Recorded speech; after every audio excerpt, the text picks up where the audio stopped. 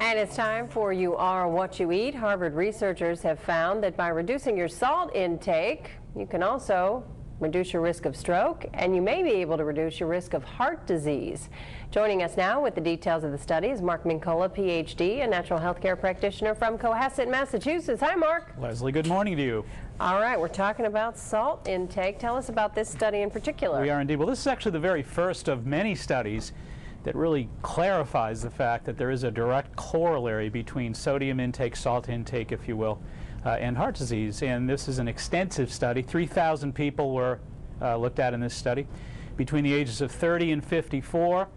And there were different review periods, and at the end of 10 years they really fully evaluated these folks and found out that those people that had cut their sodium intake by 25 to 35% lowered their risk of cardiovascular disease by the same numbers, 25 to 35%.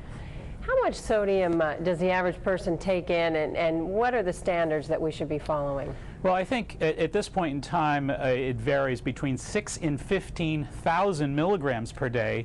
80% of the sodium we take in is hidden in processed foods, processed meats and cereals being at the top of that list. And it's been estimated that we could save as many as 35,000 lives a year by cutting down to 6,000 or less. So certainly cutting our sodium significantly. I think if the average person looks per meal, Leslie, and reads labels and maybe tries to keep it down to 500 milligrams max per meal, I think that's probably a good way to look at it. 500 milligrams per meal? Per meal. Per meal. Yep. All right.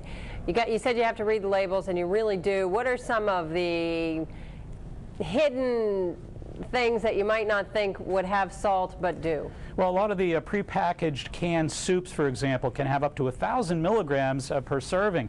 So I think when you're looking at canned foods, processed foods, packaged foods, you certainly want to, again, make sure that you're at about 500 milligrams per serving per meal. I think that's probably max, and that keeps you under 1,500 to 2,000 per day, and that's more than enough. And get rid of your little salt shaker? Get rid of that little salt shaker. At least cut way down on that salt shaker, if not get rid of it.